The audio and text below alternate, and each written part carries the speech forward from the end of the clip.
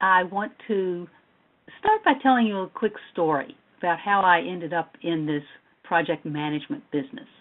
I was sitting there one day after lunch. My boss walks in and he says, "You're going to be the new project manager on this big project we've been working on." Now, for a few seconds, I was elated. I thought, oh, this is wonderful, terrific, and then I kind of came back to earth with a thud because I realized this big project had already killed off a number of project managers before me, and it was going nowhere fast, and suddenly I was going to be in the hot seat. I also realized I really didn't know what a project manager did or what I was supposed to do. Now, I was fortunate. My boss was a great coach, and he really worked with me very closely all along and helped me out. He also sent me to some training, and I joined a local organization that was devoted to IT project management. So I got the help I needed, and eventually we were successful with this program. But I learned a lot, of course, mostly the hard way, and there's certain basics about managing projects effectively that we're going to try to focus in on today. The first thing to remember is job as a project manager is to solve a business problem. In IT, we get carried away and love the technology and the latest whiz-bang things that we can do, but at the end of the day, this is a business problem we have to solve, and we're going to spend some time talking about that. The next thing are the 3 C's of communicate, collaborate, and cooperate. And these are also things that in the IT world we sometimes forget about, but they are going to be basic elements of success in any project you manage or work on, for that matter. Of course, you have to use all of your tools productively, and we're going to talk about some of those tools today, but not necessarily the software tools. Yes, we have software tools that support these tools, but these are the, if you will, the intellectual tools that we have that help us get projects done. And of course, we want to focus on continuously improving our project results. Quote, and I thought it was useful to kind of put everything in context. Operations keeps the lights on, strategy provides a light at the end of the tunnel, and project management is the train engine that moves the organization forward. In other words, we get done much of the work of any organization through projects, and today more than ever. These official definitions of what a project is from the Project Management Body of Knowledge published by the Project Management Institute. Project is a temporary endeavor undertaken to create a unique product or service.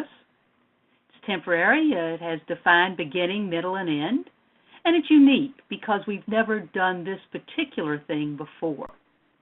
We get needs, strategic needs met outside daily operations, the daily work. And the key here is to remember that although the output of every project is unique, the steps that we go through, are unique. And that's what makes the difference. Now, this is an alternative way of defining a project that I like for several reasons. First of all, I think it focuses in on the main issue. A project is a problem scheduled for solution. And what's a problem? It's that gap between what we have and what we want.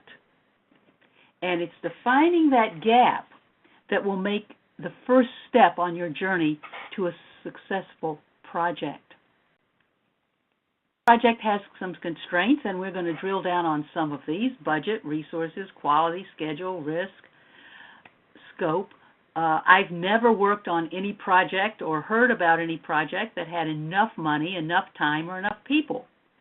Part of the art of leading a project is to juggle all of these constraints and still create a solution for a business problem. Keep that in mind when you're tempted to whine or complain about, oh, we don't have enough time, oh, the scope is too big, oh, I don't have enough people. Really, the only advice I have there is get over it, because you never will. All right, so let's think about success and failure in projects for a moment, and I have some bad news to deliver. 70% of all IT projects fail. Kind of get into production and then limp along, but you're in constant maintenance mode with them. Others just simply never see the light of day.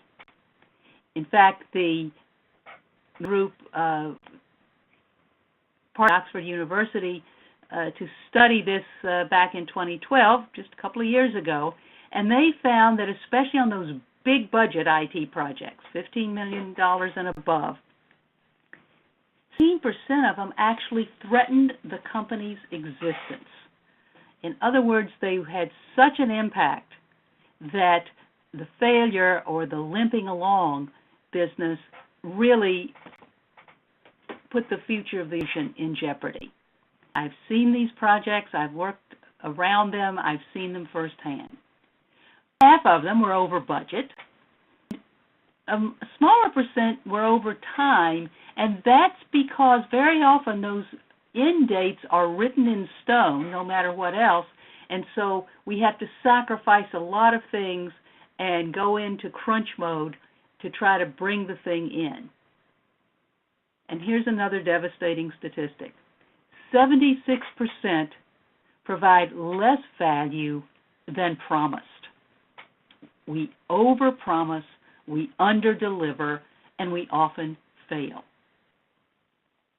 Now, there are some keys to project success, and if you read down these quickly on your screen, you'll notice that virtually none of them have anything to do with technology.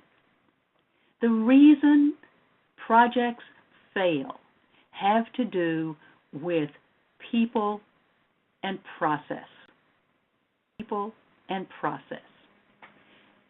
The first one you notice that we have underlined is on coordinating stakeholders, and we're going to talk about that in some detail.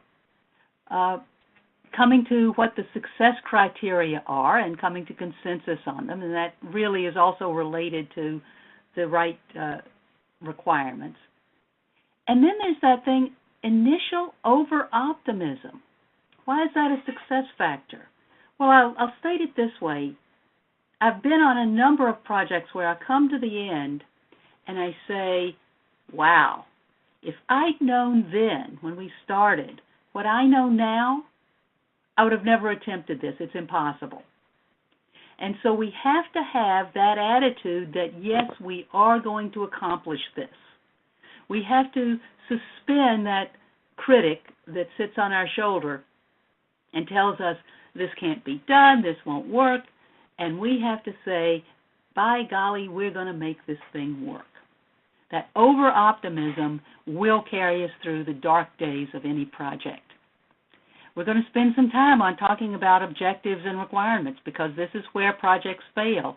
Over half of all the defects that end up in the final IT product, whatever it is, product or service, over half of them come from getting the requirements wrong or missing them entirely. And of course, that lack of communication.